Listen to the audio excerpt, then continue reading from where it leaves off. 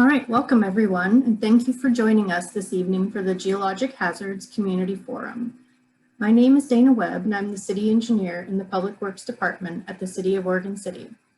We've got a large amount of attendees joining us tonight, and we look forward to a discussion. The purpose of this forum is to provide more information about geologic hazards in our region and share the process the city is undertaking to update municipal code as it relates to geotechnical issues. We look forward to answering questions and listening to concerns from the public to make code updates informed and community-based. This event will be archived on our YouTube channel and on the city website for those that could not attend today or for those of you who want to share the presentation. We will field questions after the presentation. You have a few ways of submitting a question. One is to use the raised hand button that is on the top or bottom of the screen, depending on your device. If you are on the phone, you may hit *9 to indicate you have a question during the Q&A portion, or you can click on the Q&A icon on your screen to type a question for the project team.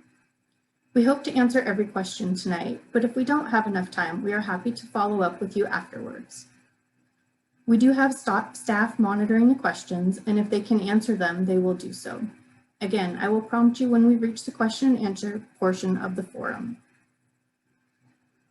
Our presenters today will share information about their area of expertise. Then city staff will provide proposed code enhancements and the process it takes to make these updates.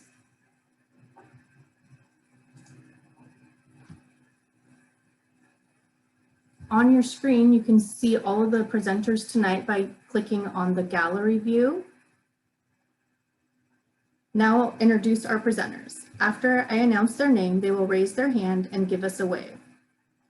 Today, our presenters are Tricia Sears with the Oregon Department of Land Conservation and Development, Scott Burns with Portland State University, George Freitag with GRI, Tim Pfeiffer with Foundation Engineering, Inc., Josh Wheeler with the City of Oregon City, and Christina Robertson Gardner with the City of Oregon City is providing technical assistance. Tricia will begin by giving an overview of the geologic hazards planning in Oregon.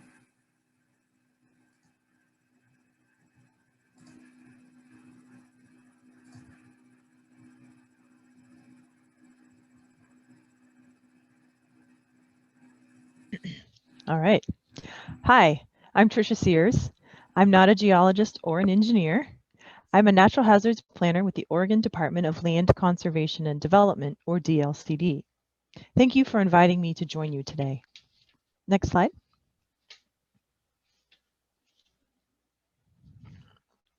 So why am I here? I am employed by a land use agency, and we work with communities to implement Oregon's 19 statewide planning goals. We emphasize the importance of using the best available science to base your codes and policies on, and we highlight the importance of implementation.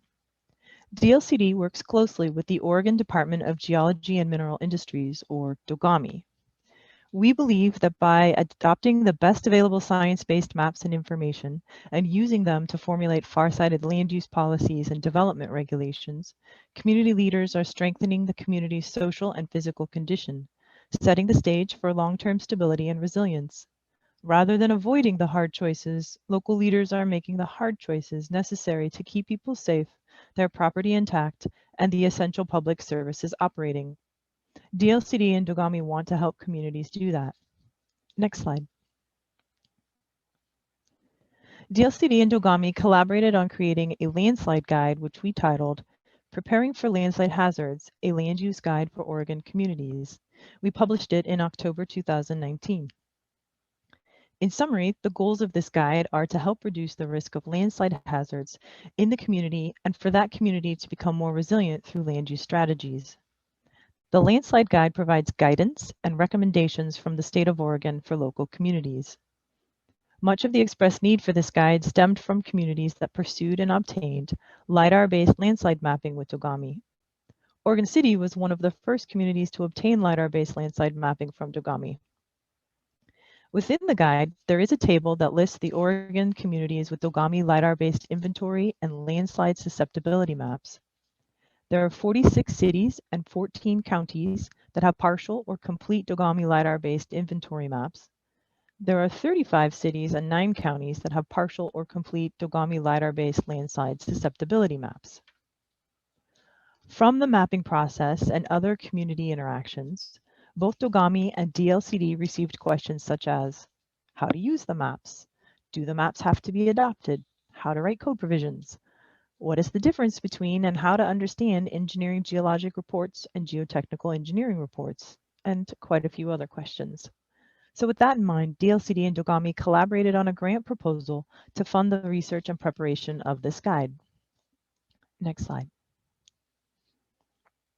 The Preparing for Landslide Hazards, a Land Use Guide for Oregon Communities, and the related quick reference guide is posted on the DLCD website on the Oregon Natural Hazards page in the Landslide Resources section of that page, and on Dogami's website on the Landslide page. DLCD and Dogami have made numerous presentations since the guide was published in October 2019, including a webinar that we did in November 2019. In addition, we continue to work with local jurisdictions such as Oregon City, Astoria, Yachats, Gresham, and others to update their codes. And next slide, please. Well, what do we do about landslides? So we know that according to Dogami records, Oregon has had, in 81 years, more than 13,000 landslides, and that is notable. We have Dogami tools such as the Slido database and the 2016 statewide landslide susceptibility overview map of Oregon. We know that we have a lot of landslides that have happened in the past, and we know that we have land susceptible to future landslides. Therefore, we should take action in response to that information. So one of the first things is to identify and map the hazards. It's difficult to avoid a hazard if we don't know where it is. We'd like comprehensive plans and zoning codes and other code provisions to be clear, strong, and supported so that they are effective. A better understanding of the causes and characteristics of landslides, as well as recognizing the location, types, and extents of landslides, leads to more effective plans, policies, and implementing measures. You want to raise public awareness. Maps, codes, informational sheets. Do people recognize landslide types and what actions might increase the landslide risk? Avoid. If you know about a hazard area, it's best to avoid development there. However, we all recognize that might not actually be possible. So when you can't avoid development, you want to mitigate the impacts of the development.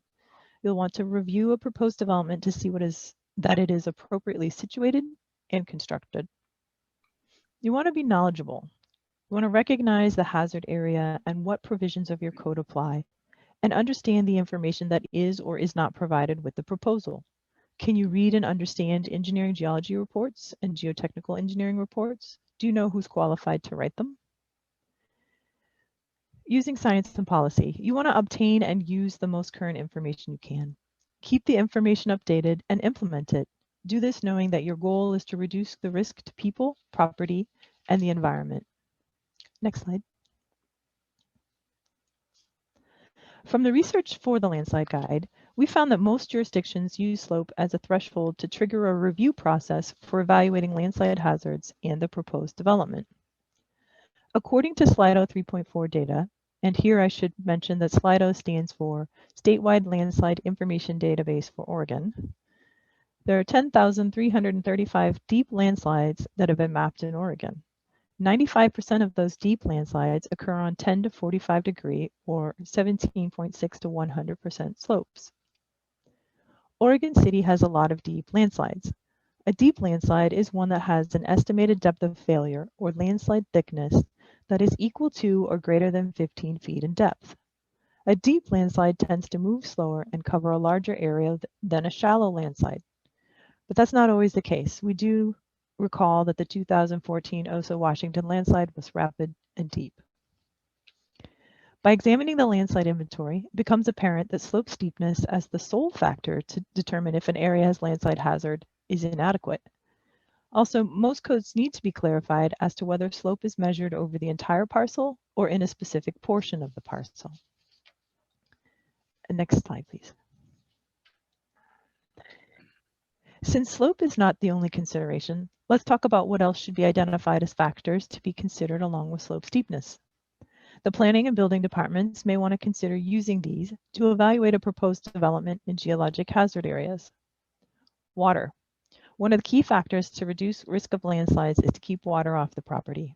When you look at the proposed development, where is the water going, on or off the site? How much grading is proposed? Where are the cut and fill areas? What kind of erosion might occur? Are there erosion control measures proposed for the development? What type of development is proposed? A hospital? A single-family home? How close is the proposed development to where vulnerable populations and critical facilities are located? Have you checked the Dogami resources, such as the Landslide Susceptibility Overview Map of Oregon and the latest version of Slido? What geohazard information is on file for this site? These are important factors and thresholds involved in evaluating proposed development in geologic hazard areas. Next slide, please. So this is a recap of ways to reduce risk. These are all discussed in the guide and rather briefly presented here today. So for a deeper dive, I strongly recommend you go online and read our guide. Next slide, please. That's it. Next up is Dr. Scott Burns.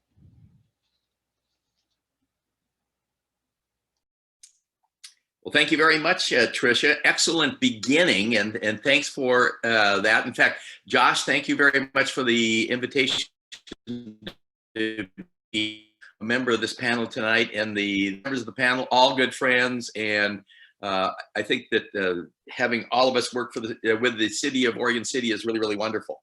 I figured out that I've been working free of charge for the city of Oregon City for 29 years, working on landslides. And I've trained many, many students on examples that we have in this area.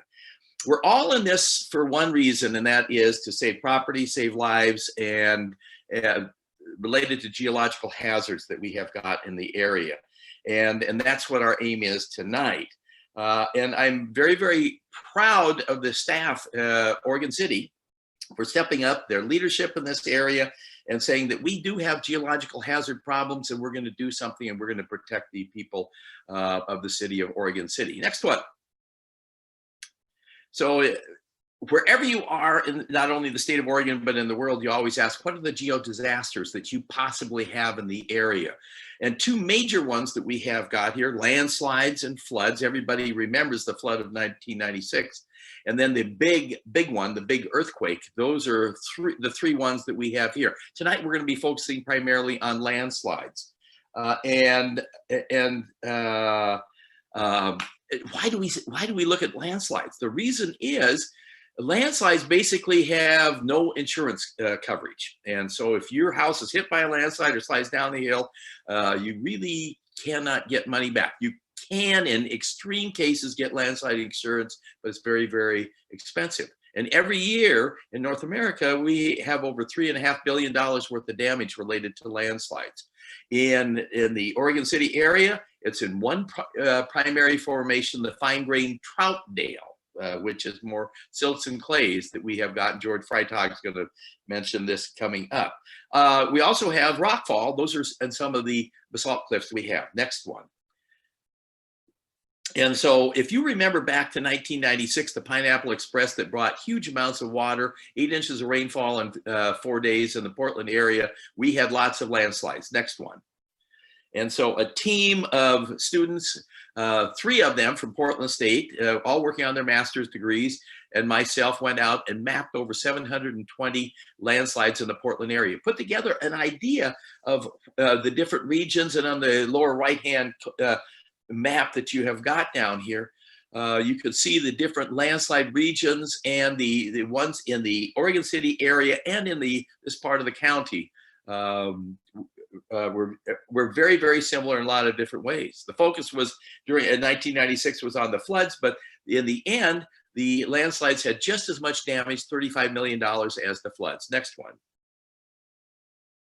And so as we traveled around the city of Portland, we would look for where all the plastic was, and we would try and visit every one of the landslides that we had there, characterizing each one, what's the geology, what's the slope, and putting together the story that is very important for the making of the susceptibility maps. One of the key people on that team was Bill Burns, who is now the head landslide guy with the state of Oregon, and he has produced a lot of these inventory maps, susceptibility maps, and risk maps. Next one. An example here, just outside of the city limits on Matthew Court, this house was built in the wrong place. Fairly new house. You walk into it after the big rainfall event, and you couldn't open and close a lot of the doors, then the windows, and the whole house was moving and creeping down. Why? Because it was built on an old landslide. We have a rule of thumb: if it's moved once, it has a high potential for moving again. So we try and not build on old landslides. Next one. Here's another example. This is on Holly Lane here in Oregon City. 4 houses were built at a break in the slope so they could have very nice daylight basements. They didn't realize that they were building, as you can see on the right-hand side, that hummocky, bumpy topography. That is an old landslide. They built on the scarp of the upper part of the landslide. Next one. And so with all of that rain, the thing started moving, not only in 96, but also in 97. The driveway, you can see here, you had a big scarp in that graded driveway on the right-hand side, big cracks going through each one of the houses in the foundation. Next one. And 4 houses basically destroyed as a result of that. On the left-hand side, a fairly new house in Newell Canyon. And you can see the crack going right in back of the little boy up through the porch and out the other side, split that house. Huge crack in the house. It was built on an old landslide that reactivated. One on the right-hand side is up on Bull Mountain. Next one. And another one just outside of the city limits here was Beaver Lake. It was a large developed community that was here, and they had many houses that were there, but they didn't realize that they built the main part on an old landslide. And what with all of this rainfall, it reactivated, and you had a major scarp going through 4 of the pieces of property there. Most of them did not have any houses built on them at that particular time. So the destruction of the houses was reduced. Next one. One that I have been working on and off since 1991. In those days, was called Newell Creek Apartments. Now it's called Forest Edge Apartments. And as you can see here in the picture, there are 2 groups of houses. There are 2 landslides that are here. There's a scarp up here and then a flat area, and then the toe of the landslide here. Another one here. These are called slump landslides, the flat surface, and then down here. And what happened is it reactivated in 2006. And I'm going to show you pictures here where they had broken pipes. I'm going to show you another picture here where this whole thing started moving here. I'm going to show you a picture down at the bottom where you had huge movement here. This building was kind of, eventually, these buildings were removed. Another one up here at the top. We had a big, huge crack going along here, showing that the whole thing was moving. And then you always drill right in the middle and put an inclinometer in to see if it is moving. And that is going to be right here. And then just a few years ago, we also had additional problems on this slope here affecting the houses up at the top. Next one. So we got involved in 1991 when there was a plan to build 250 apartments in this particular place. People for Newell Canyon said, Scott, could you help? So with my students, we went in and took a look at it. And we figured out that the engineer that looked at it originally said, there are no landslides here. We said, these are classic examples of slump landslides. We presented it to the city council. City council said, we have a discrepancy here. Let's get a certified engineering geologist to look at this. The CEG said, oh, the students are right. This is an old landslide. And so they reduced from 125 apart, or 250 to 125, no building on the scarps and back of the toes. And then in 2006, it reactivated. Next one. And you will get a chance to see on the left-hand side, this is where the pipes started moving and breaking. If pipes break, something is moving. Next one is down here on the right. Next one. And you can see is right after Christmas time. You can see the Christmas trees over here. Whole parking lot starting to move to the right. Next one's going to be in back of the building here. You can see the whole area here. A problem was stormwater. A lot of the stormwater was just going onto the slopes instead of off of this slope. Next one. And then here's the big crack that was up in the upper part. The whole thing was moving to the left-hand side.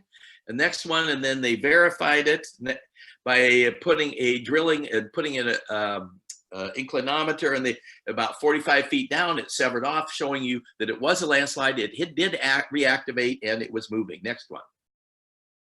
And then other ones also during that year, Newell Canyon, you can see these houses that are built on an old landslide. If we go up and back there, you can see the old scarp that is here, and they actually put visqueen in there to keep water from going into that as it's moving to the left. Next one.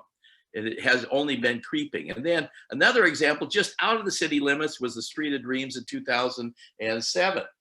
And we had movement here. And that's the next one. And we have this new tool called LiDAR. Here's an air photo of the area. Here's a Holly Lane right in here. And down in this area, you can't see anything. This is where the Hidden Lakes development was. Next one. But if we take the trees off, that is through this laser imaging process that we have got. Mother Nature likes to have very, very smooth surfaces, but where you see hummocky, bumpy topography, that is a scarp, and that is an old landslide that's moving there. And they built all of those beautiful $3 million houses on that. Here's Holly Lane in here, and there's the landslide that I showed you before. And then this is the LiDAR. And then Bill Burns has gone in and said, these are the old landslides. Stay off of those. Next one. Next one. And so you have Abernathy Creek that is coming down here. It is cutting into the slope. Next one. And what it's doing, that whole thing is starting to move down in. That's the toe of the landslide. And with it, you will have next one. The house at the top, the Romeo and Juliet house, $3 million house, is starting to move down the slope. And you can see they put plastic on here to keep the water from going into the slopes. Next one. And this is looking at the driveway. Here is a house that is only a few months old, and it has had to be repaved in here. Why? Because the whole thing is moving, cracks are developing. And next, you're going to see next one, right in that wall, you can see a big crack, 3 major crack systems. Were in that house as the whole thing was moving down towards the river, or the Abernathy Creek. And so if you're on an old landslide, you have a higher potential for moving again if you do not control the water. Next one. And then another, just a small example, the old landfill here, New Year's Eve of 2007, we had 3 inches of rainfall fall in the area, and here are a couple little landslides on the cover for that. Next one. So in conclusion, we just wanted to say those are just some of the many, many, many examples that I've been involved in over the last 29 years. I've used those in slideshows that I've shown all over the world. Oregon City is famous for its landslides. And so what we need to do is prevent landslides in the future. Why? Because there's no homeowners insurance. Have a map of the old landslides. That is what we call an inventory map. Then you turn that into a susceptibility map, and then risk map on top of that. So don't build on old landslides. And I am excited that the city of Oregon City has developed codes to prevent these losses for homeowners in the future. So thank you very much for that. And I'm going to now pass on. Is it George or Tim? George Freitag, GRI. Who is going to now talk about rainfall relationship to geological hazards. Well, thank you, Scott, and good evening, everybody. Here on this rainy evening, I personally appreciate having a little bit of rain, considering our weather the last couple weeks here with the fires and all. But anyways, just next slide, please. Yeah, so a geologic hazard is an extreme natural event in the crust of the earth that poses a threat to life and property. For example, earthquakes, volcanic eruptions, tsunamis, and landslides. But those types of things, earthquakes, volcanic eruptions, and tsunamis, are not associated typically with rainfall. If it rains a lot, we don't get earthquakes or volcanic eruptions. But next slide. Living in Western Oregon, we are fortunate to have a temperate climate, warm summers, and mild winters. However, we do get periods of prolonged, intense precipitation. If you couple that high rainfall with soils and rock units that are relatively weak, conditions are then ripe for slope instability, including erosion, rockfalls, and landslides. Next slide. We've all noticed that in November to February in Western Oregon, we commonly have landslides that follow periods of high rainfall. But why does that happen, and why not throughout Oregon? This is a graphic showing average annual precipitation in the state of Oregon. Brown and lighter colors represent areas with less rainfall, east of the Cascades generally, and blue and green colors represent areas with more rainfall, west of the Cascades, Willamette Valley, and the coast. Here in the metro area, we see about 48 inches of rain annually per year. That's about 4 feet of rain. Why does Western Oregon see more rain than in the east? Next slide. Typical weather patterns involve storm systems that approach from the Pacific Ocean. So naturally, places to the west of the state see more rain than the east. By the time storm systems move over the Cascades, they often have lost most of their moisture. Sometimes, like in February '96, there are exceptional storm systems that cause prolonged, intense precipitation. This is a satellite photo showing a storm system extending from Hawaii to the Pacific Northwest. Like Scott mentioned, these unusually strong systems are typically called the Pineapple Express. Next slide. In February 1996, Western Oregon was hit with such a rainfall event. And in Oregon City, the lower elevation parts of this town were flooded. And Willamette Falls was basically just a big ripple. This was a period of prolonged, intense precipitation. Like Scott mentioned, we got 8 inches of rain in about 4 days. Next slide. And there were over 700 documented landslides in the metro area that were the result of the Pineapple Express. For example, my company, GRI, we worked on, in a period of about 2 months, we worked on over 30 landslides, mostly for private homeowners, but also for public agencies that were the result of the February '96 rainfall event. Next slide. So this is a cartoon of a cross-section through the earth showing an area of sloping ground. Think like you're viewing a piece of cake and seeing the different layers from the frosting on top to the bottom of the cake. The top of the earth is typically covered with a permeable soil, underlain by relatively weathered permeable rock. Think of these upper units like a sponge. Below the permeable rock is less weathered, less permeable rock. That's the gray unit. Next slide. If we add rainfall to the cartoon, we see that the rain saturates the permeable soil and upper part of the rock and infiltrates downward until it cannot pass through the less permeable rock below. In an area of sloping ground, the groundwater level will then rise and then eventually lowers the forces that keep the soil and the rock on the slope. Next slide. To illustrate, this is a graph from some instruments installed in a landslide in Oregon City, showing rainfall and groundwater. The lower axis shows rainfall from July 2006 to January 2008. That's the lower bar, with the blue bars extending upward from the bottom of the graph. You can see the higher the blue line, the more rainfall. And then if you look at the black line above, that's a measurement of groundwater level from an instrument installed inside of a landslide. And if you note, the groundwater level, the black line, rises and falls in response to rainfall. Next slide. Over a wet season, prolonged intense rainfall progressively causes a rise in regional groundwater levels. This is a graph showing cumulative rainfall for the Portland Airport.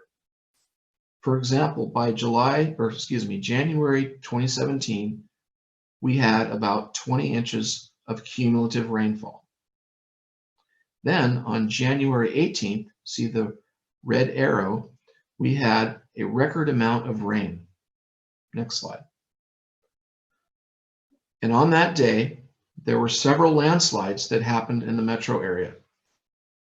This is a landslide that closed Newberry Road in Multnomah County. Next slide.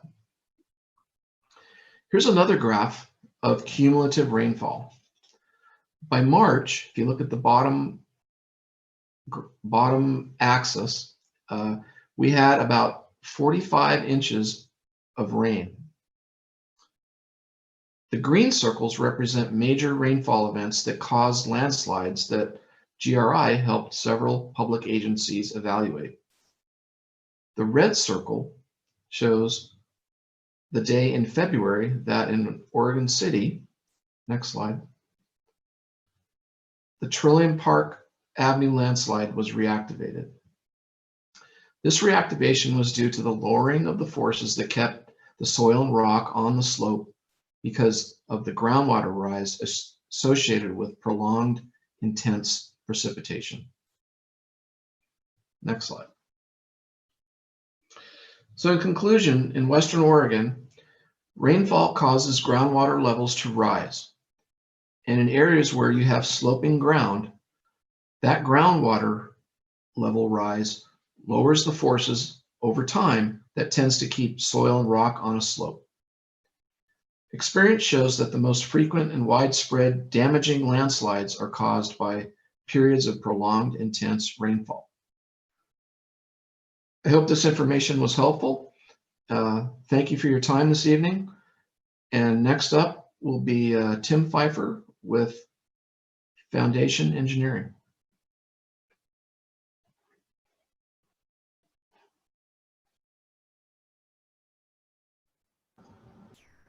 Okay, I'm unmuted. Thank you, George. I'm Tim Pfeiffer with Foundation Engineering, and we provide geologic hazard review for the city of Oregon City. I've already heard how geology, slopes, and rainfall in Oregon City lead to landslides and landslide hazards. And the city has developed land use code requirements to help reduce the impact of future slope instability on private and public infrastructure in the city. In this presentation, I'll discuss how the art and science of slope stability relates to the city development code, or how that code is informed by the science of slope stability. Next. So, in looking for first,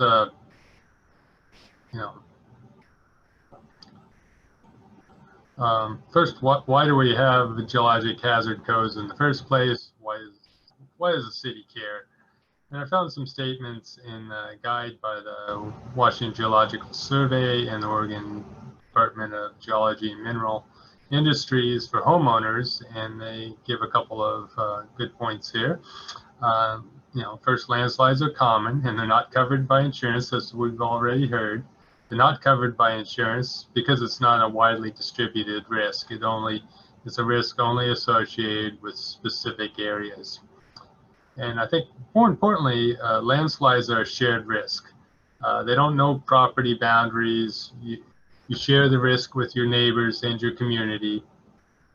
What you do on your land affects others around you. And therefore, slope stability is also a shared responsibility. So everyone has to share in that responsibility.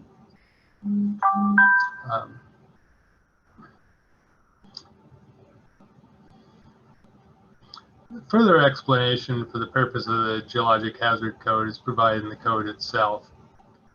The City Development Code 1744, which gives us all our information on geologic hazards, and it says the basic intent and purpose is reduce the risk to private and public property, establish a uniform procedure to evaluate and mitigate that risk, generally provide for the public health, safety, and welfare, and provide context for mitigating and reducing the risk, while acknowledging this risk is never going to go away.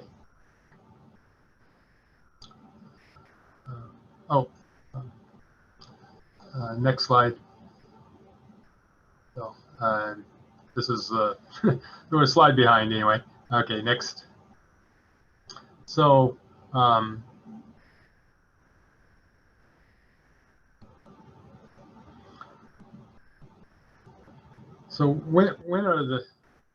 what triggers these regulations and when are they required? So it's basically, where is the hazard? And the code identifies the geologic hazards of the areas that are applicable as the Oregon City, the Geologic Hazards Overlay Zone. So next. So what areas fall into this zone, and how did this zone get defined? And Scott kind of introduced this previously. If you notice, this is a geologic map of Oregon, and the little the yellow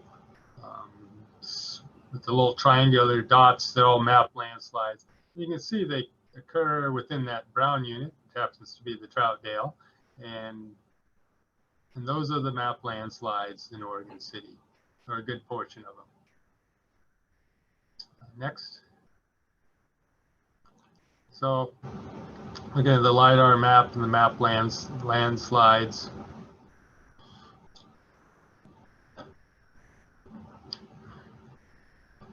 Yeah, nearly all landslides are found in areas of previous slope movement. Of the 150 or so landslides investigations I've worked on, only one wasn't a pre-existing slide that I know of, and there were similar slides on similar slopes nearby.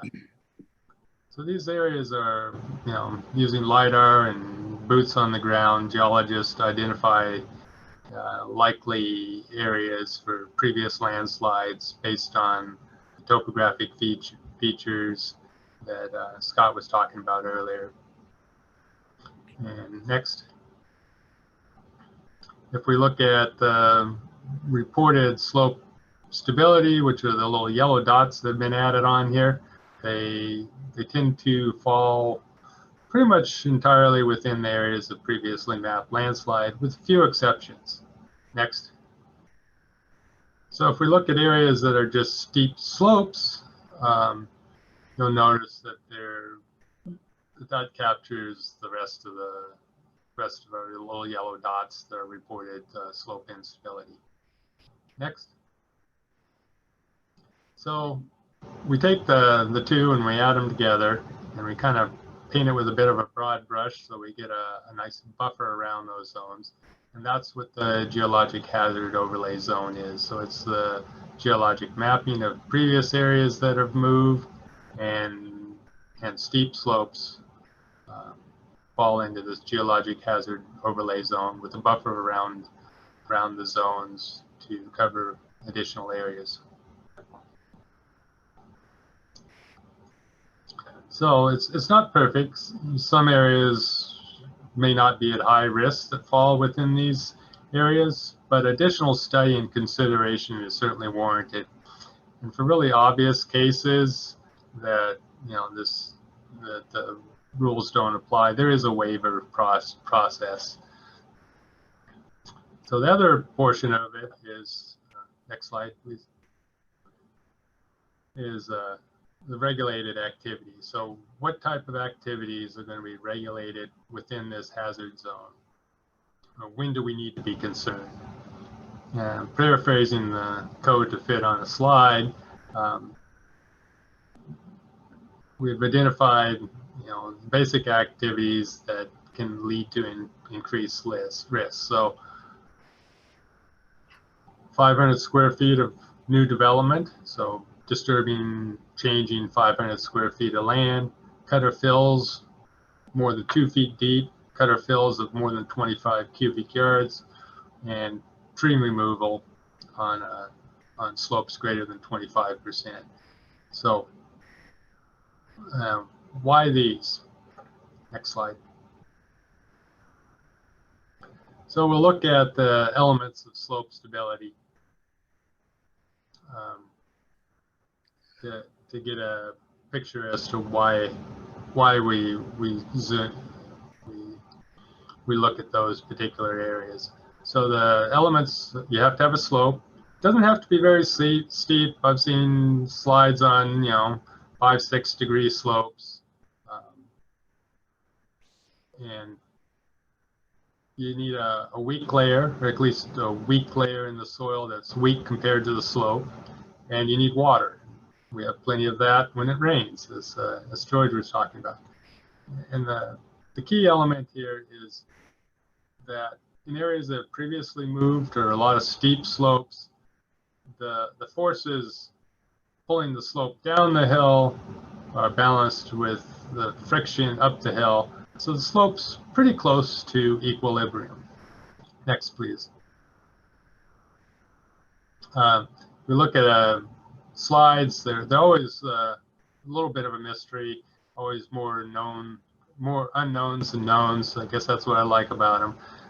This is what a slide surface looks like if you can get down in there and actually see one once in a while. It's pretty subtle. It's not very dramatic and close up. Next, please. So let's look at that 500 square feet, or changing the ground surface. If we modify the land use, change the ground surface, there's a good chance we'll change the infiltration, which could raise the groundwater, which could reduce the forces resisting movement. And since the slope is already close to equilibrium, that can trigger additional movement. So that's why that's in the code. Next, please. Likewise, if we excavate some from the slope, that can reduce the resisting forces on the slope, and again, we'll be out of equilibrium and the slope might want to start to move again. Next. Also, you could add fill, which could increase your downslope forces and throw you out of equilibrium again. So that's why we kind of key on those three elements of excavation, water, and fill. And the basic theme is the slope is likely to be close to equilibrium, so the less you do, the better. That's how we, in a broad philosophical sense of how we address landslide hazards. Next, please. So now we have identified a geologic hazard zone, overlay zone, so places where the risk is high enough to warrant an additional study. And then if you're doing enough to the slope to require a more thorough look, that's your regulated activity, and then what that requires is a detailed study and specific designs fit site conditions. Next, please. Next. Oh, here we go.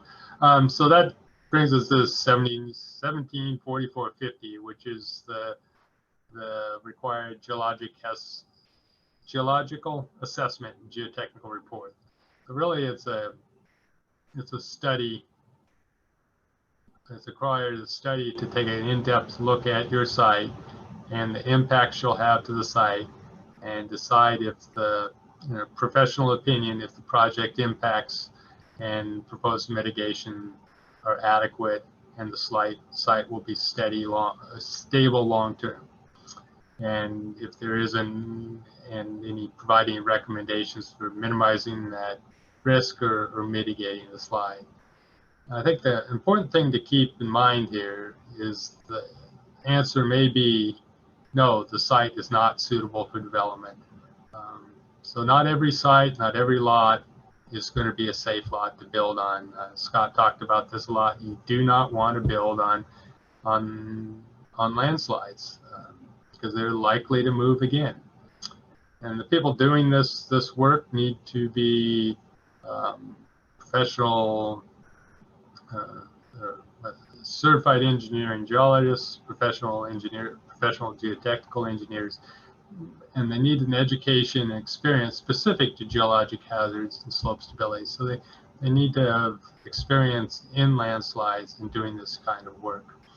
Not all geologists or geotechnical engineers are really specialists and have specialized training in landslides. Next. And then that brings us to the development standards, which are if you are going to develop a lot within these hazard areas, what you need to do on that lot to minimize the future risk. And it's mainly back to that less is better, avoid any unnecessary disturbance of the natural topography, minimize the number and size of any cuts and fill, limit the density or how much you're going to impact, and then reduce them. We're really just trying to reduce the impacts to reduce the limit, to reduce risk, and limit any areas of disturbance, limit those volumes, keep the drainage going. Next, please. And up next is Josh Wheeler with the city, and he will provide some more information on the code and the proposed code changes as we try and continually improve the code and how we live with landslides in the city. Thank you.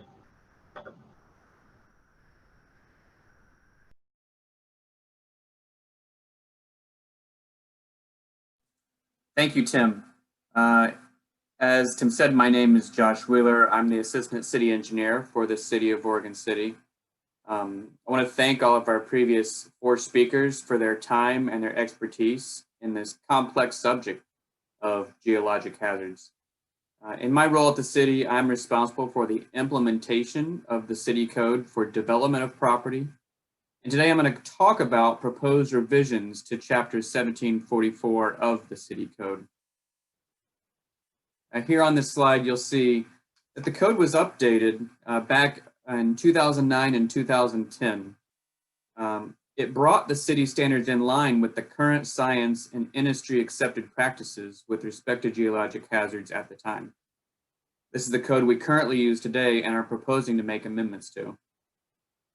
The city contracts with consultants to complete most of the reviews for properties wishing to develop land which contain mapped geologic hazards. The city is currently under contract with Foundation Engineering, and Tim Pfeiffer, who just presented, is Foundation Engineering's representative for the city. We also keep a short list of consultants who we contact when we are looking to do work ourselves on property we own or within right-of-way or easements. And we're currently under contract with GRI for a couple of projects within the city that I'll mention later. Next.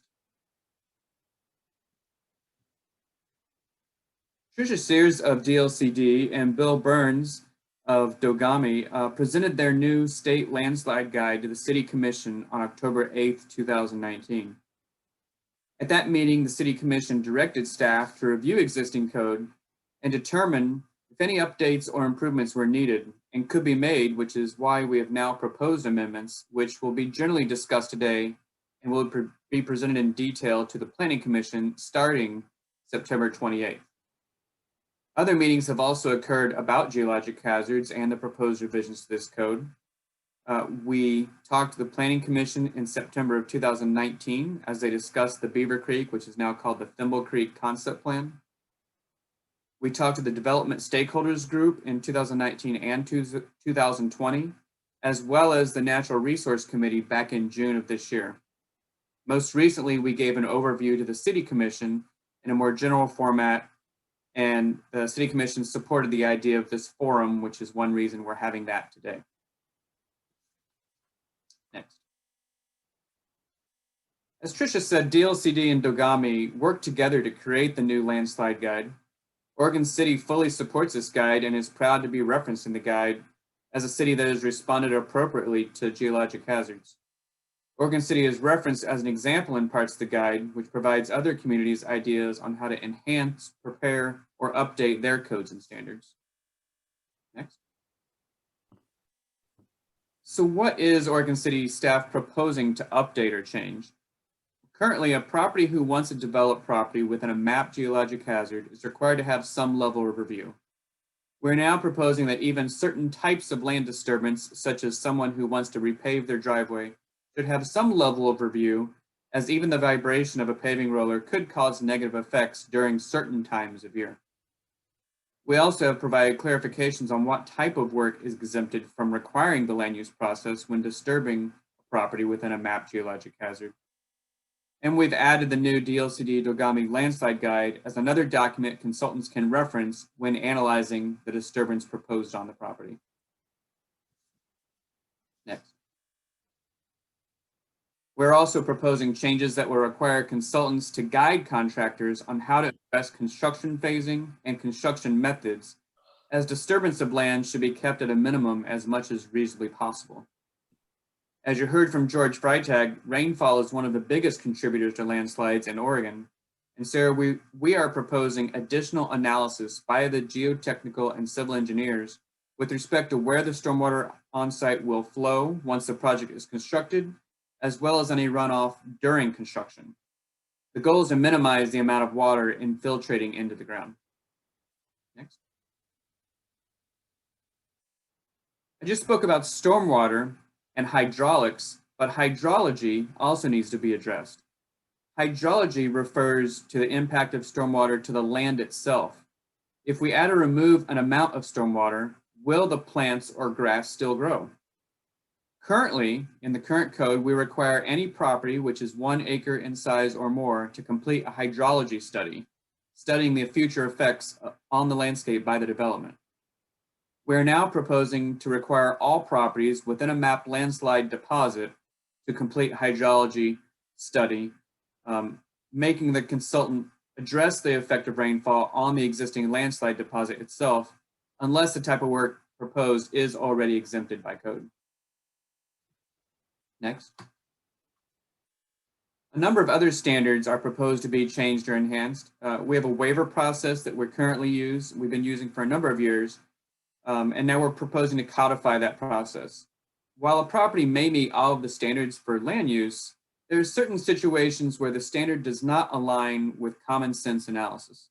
One example would be a sign that sits on a large mound. The site will show on our maps as a geologic hazard. However, the mound was clearly man-made and is not a concern for a future landslide. We also have a weather window of May 1st to October 31st where development is allowed to occur within a geologic hazard mapped area. We are making clarifications of when that weather window can be extended into November 30th or as early as March 15th. We're also proposing that all future submittals require the stamp, signature, and certification of either a geotechnical, civil, or structural engineer. We also propose clarity to the density calculation, which will help staff as well as consultants and applicants understand how much density they can place on a property. Next. And more information will also be provided showing the types of items that need to be addressed within the construction standards. We're adding clarity to a current code and policy that any property who proposes to develop property within a mapped geologic hazard is not exempted or away from code, but they still have to sign an indemnity agreement. The indemnity agreement is intended to place the property owner on notice that the property may meet a city code, but it doesn't 100% guarantee that a landslide will still not occur. So the city has an obligation to allow someone to develop land they own, but we have these standards in place to minimize the likelihood of a future problem. However, that doesn't mean that there still won't be a problem and the risk still exists. Next. We currently have numerous resources which can be found on the city's website, including our city code, our mapping system, our webpage, which links various guides, as well as a 2011 presentation, and this presentation will be on there as well. We also developed a development checklist that we provide to applicants now to assist developers on items when they're working on a property with mapped geologic hazards. Next. So I mentioned at the start that we do have some projects occurring within the city, some of which are private, some of which are public, which are within mapped geologic hazard areas. A sampling of those projects are listed here, including the quarterly monitoring that we do at Trillium Drive, as well as Waterboard Park. We're working with a civil engineer and geotechnical consultant to replace the sanitary sewer that has failed over at Trillium Drive when a slide occurred. We also have been working with the Forest Edge Apartments, which you saw with Scott Burns's presentation. They received approval to make repairs with the purpose of reoccupying their lower campus. Substantial remediation and testing was completed to substantially reduce the risk of a future failure. They had definitely learned from the past. Next slide. So as I began, I mentioned that these proposed code amendments exist due to direction provided from the City Commission to review the code and make any amendments that were needed. Those code amendments are part of a larger package of code amendments, which will begin being heard by the Planning Commission next Monday on September 28th. And ultimately, they will be adopted in some form by the City Commission as the process progresses. The yellow postcard that you may have received as a property owner in Oregon City was a legal requirement of notice mandated by the state to notify all properties in Oregon City that code amendments are proposed. And we use that opportunity to also notify property owners of this forum today. So thank you so much for attending today. That includes all 5 of our presentations, and now our panel is going to be available for approximately the next 30 minutes. We will have a hard stop at 7:30 for any questions you may have. Dana Webb will be running the Q&A for us, and all 5 of us are available. Just want to let you know that if we can't get to your questions, we will make sure that we answer them offline as well. You can contact me. I believe in the invite you saw my email address, and so if you need to contact me with your questions, feel free to do that as well. And Dana, let's kick it off. All right, so our first question is a little bit of a long one and a multi-part question, so I'll read the whole thing, and if I need to repeat it for those who are going to answer it, I can. In considering land that has or will come into the city, what are the standards that Clackamas County uses, and how do they relate to our code? Is there coordination on actions that can or could be taken, and how do we minimize disturbance of any sort to property that may be subject to development but has not yet submitted? I think I'd like to start with actually Christina on that question. Christina Robertson Gardner is our senior planner with Oregon City, and this question definitely deals with how do we annex property. We start with Christina. Sure. Properties that are inside our urban growth boundary but are located in Clackamas County are regulated by Clackamas County at the time of their development, which I think is the question that Ms. McGriff is alluding to.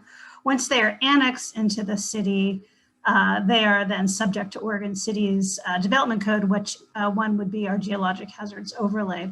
So I think the larger question is, how do we work with Clackamas County to ensure that development that happens on county land inside the urban growth boundary, that we're aware and we can make comment as the public, as the city, and that we are coordinating to, work with them to ensure that their code is as stringent as ours. And I don't have specific answers, but I do know that if we need to provide more process for us to be notified for development applications, we can work with Clackamas County staff. Currently, I am not aware that we are noticed for any specific development applications that are in the geologic hazards inside the urban growth boundary, but I can check into that and get back to Ms. McGriff.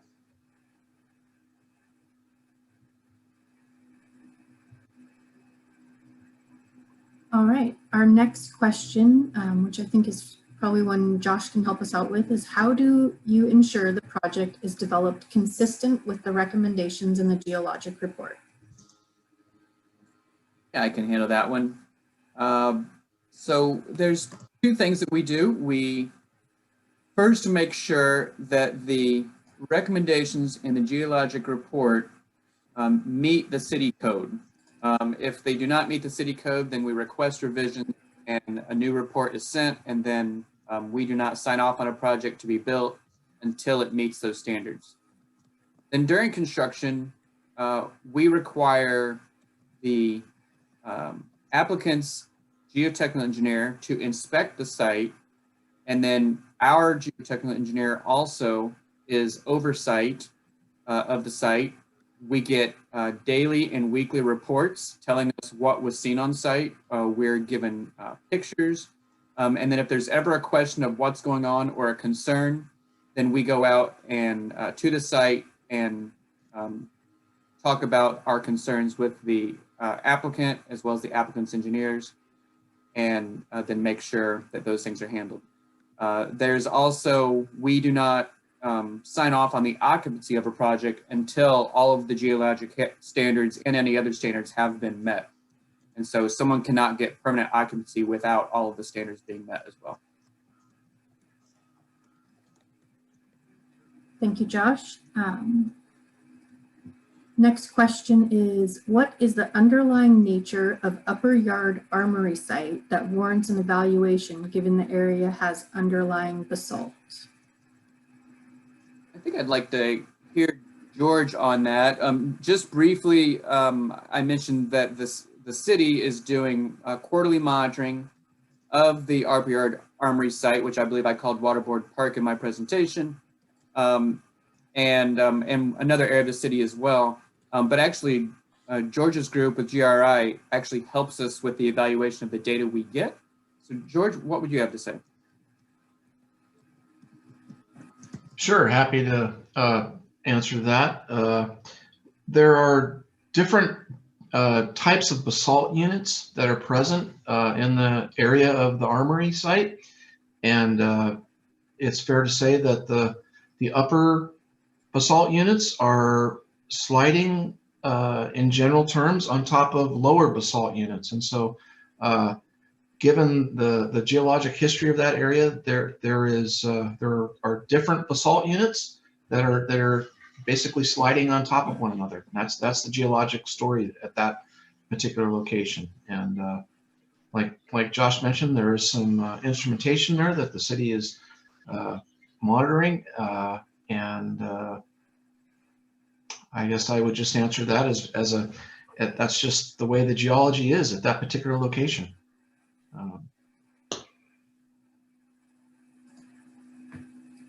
All right, thank you for that. Our next question is for Tricia.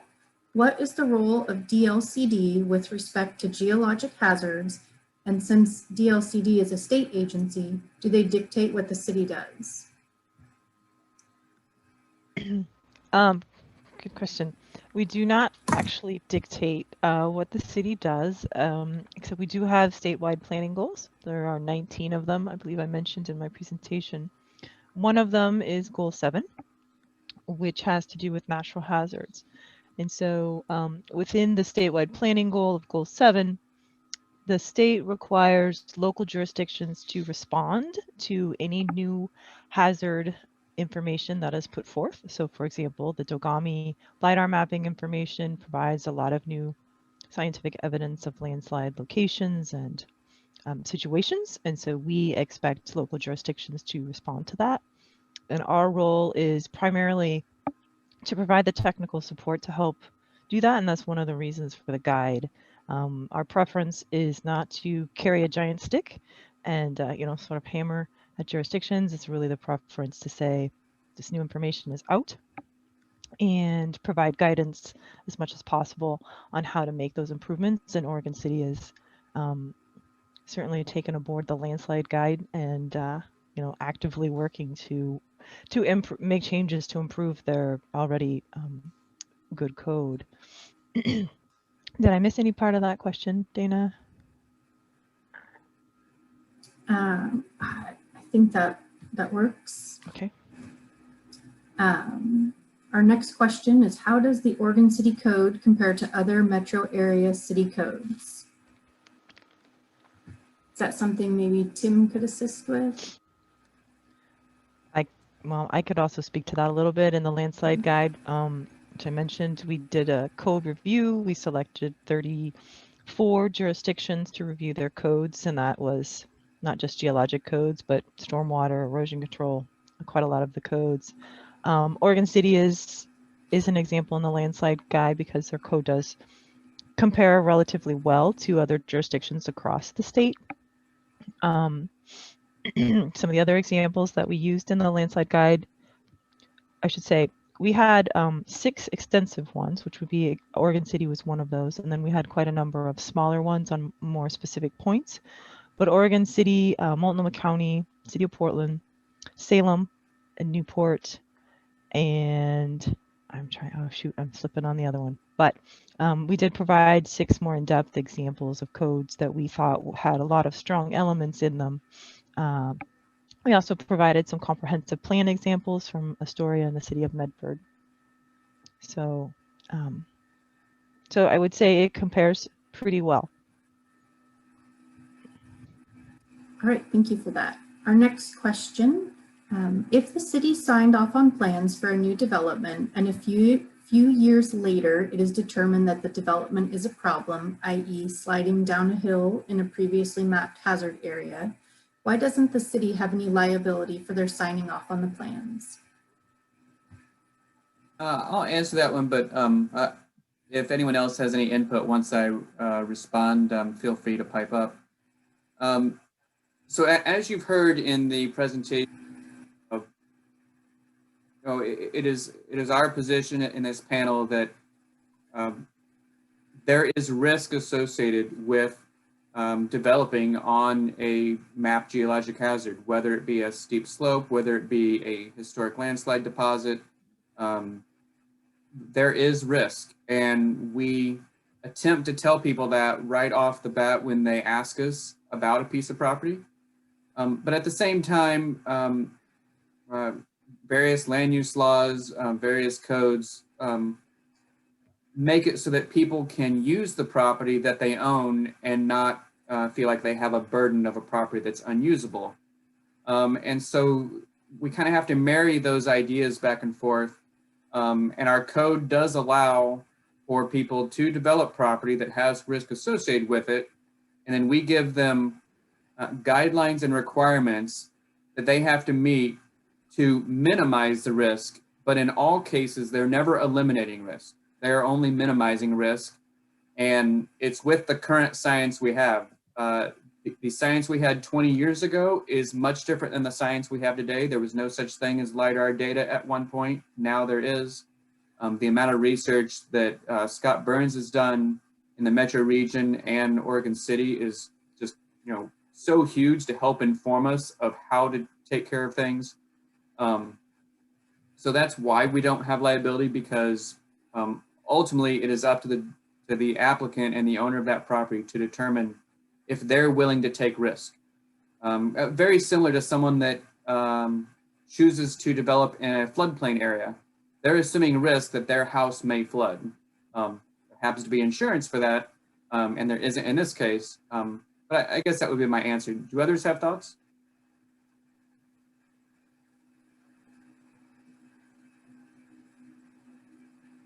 No. I must have answered it decently then. Yep, I'm seeing Scott say that. Okay, thank you. All right, thanks, Josh. Our next question is, why do some cities use 25% or greater as the slope definition and others are more restrictive? Either Scott or Tim would be good to answer that. And that just goes back historically, because the models of landslides, the steeper the slope, the greater the chance that you have got. But what we have found is, if a landslide occurs and you have a landslide deposit, a lot of times could be very, very flat. And Tim mentioned this earlier, that he's looked at landslides. I've looked at the landslides too, especially if you cut into the slope on a flat surface. And so now what we are doing is, and the state, and Tricia showed this at the very beginning, 10% or 5-degree slopes on up, that's where most of the landslides in the state of Oregon have been. But also, if it is mapped as an old landslide deposit, remember, as I mentioned before, if it's moved once, it has a high potential for moving again, and you put a road cut in it or something like that, you are then beginning to steepen the slope. And so what we are now recommending is 10% slopes on up, but then also, is it an old landslide deposit, which could be flat? And so it's just, it is so hard going out to a homeowner whose house has started moving, and you say, whoa, you aren't going to get any money for this. And they say, whoa, it's a flat surface. Well, you cut into an old landslide. We had a large rainfall event and it reactivated this whole slope. So we're trying to say, enlarge that amount. So traditionally, 25 degrees on up, that was more based on things in the past. Now we're finding we're getting landslides in flatter surfaces. All right, thank you for that. Our next question is another long one. So how can we better coordinate land use applications where a geotech report or other natural resource overlay that might be required? For example, in some instances, the geotech report is completed after a land use review has taken place and the plan originally submitted generally has not taken the geotech information into consideration initially. A geotech report should be completed prior to having a plan or design completed for development. It would seem that the geotech report could inform the design. So I might take that one first, and then the group can see if they want to add anything. I think in some situations, the geotechnical report is not submitted till after maybe a historic review board approval for a single family house. If you have a commercial development, so for a site plan and design review or a subdivision, the geotechnical review is done concurrently, which means it's kind of all bigger, usually a bigger package. I think what Ms. McGriff is identifying is for example, in the Canadian National Register District, there's 2 review processes you must go through when you build a single family house.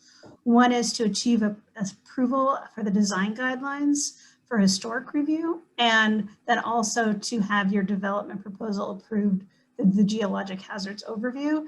Problem is there are 2 separate review bodies. One is the city and working with our development services and public works and engineers, and the other is our historic review board, which is looking at the aesthetic development review. And we do try to encourage property owners to coordinate those reviews, but they can choose to kind of have them done one at a time and one after the other.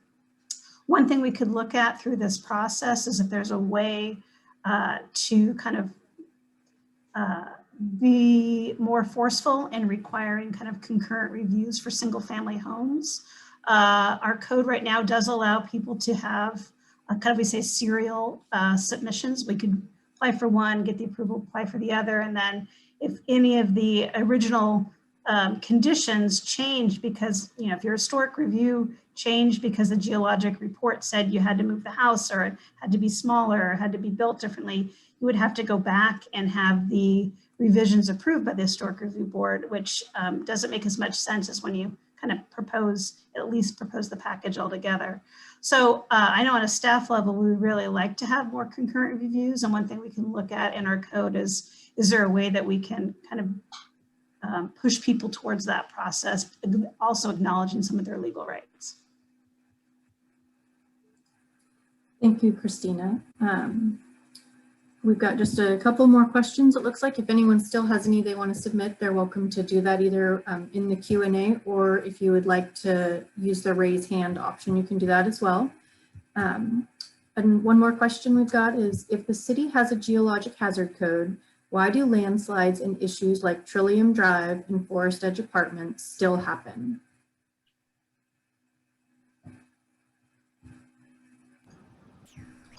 I can try to start that, and then maybe Josh or Scott can fill in.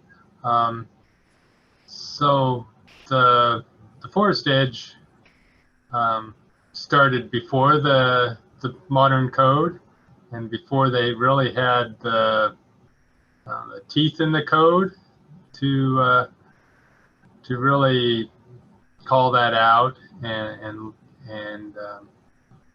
really improve the process. So I think the forest edge was a kind of a statewide, if not used as an example nationwide of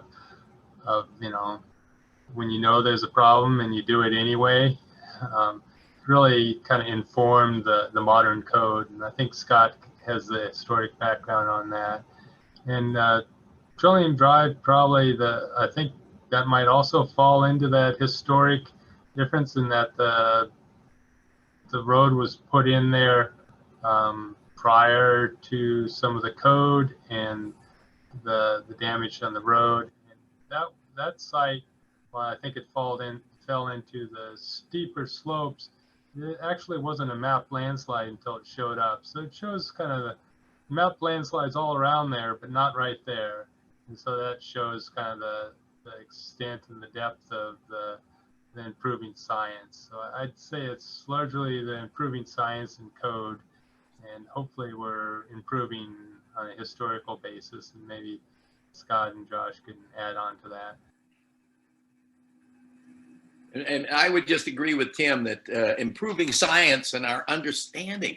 I mean, if you just go back 25 years ago, and our understanding of landslides in the Portland area was minuscule compared to what we know today, and then tools with what we have got, for instance, LIDAR, and not only airborne LIDAR, but ground-based LIDAR, all of the tools that we have got, we can do a much better job of characterizing. And then education is another thing.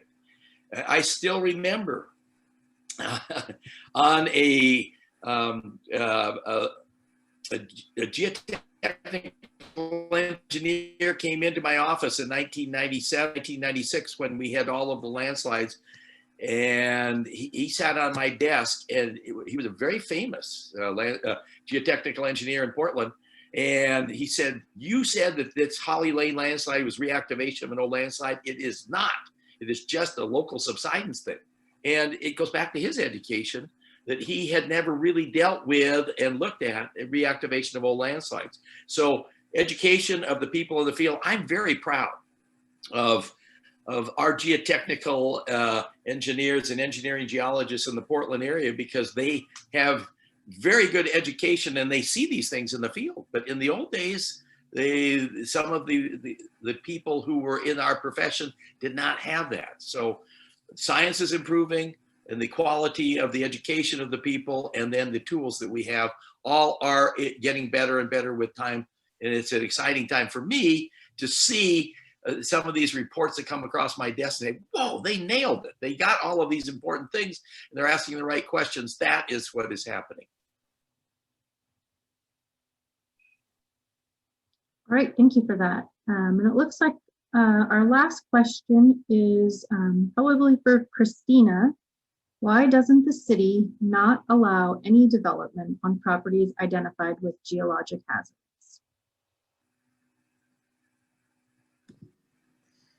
That's a good question, and I'm not a land use attorney, so take this for not a legal comment. But the United States is based on property rights and your ability to develop property, and there's always been a balance of the ability for a jurisdiction to regulate what you can and cannot do in your property, but taking away all ability to use your property is what we call a taking. And that does have legal ramifications for jurisdictions to not allow any development. So items like our Geologic Hazard Code try to take science, a process review, investigation, and the ability to still allow property owners to do some development on their property. And what we're trying to do with these Geologic Code updates is further refine clarity, continue to reduce risk, and continue to work to use the best science to protect our hillsides. But what the city can't do without providing them with liability is to deny all development on any individual parcel. And so it's always that balance of risk that the city is looking at when we amend our code and regulate our land use. All right, thanks for that, Christina. And I want to again thank all of our presenters, Tricia, Scott, George, Tim, and Josh. We appreciate you visiting us online today out there in the audience. A reminder that this presentation will be uploaded to the city's project website and our YouTube page. Thanks again for joining us today and have a nice evening.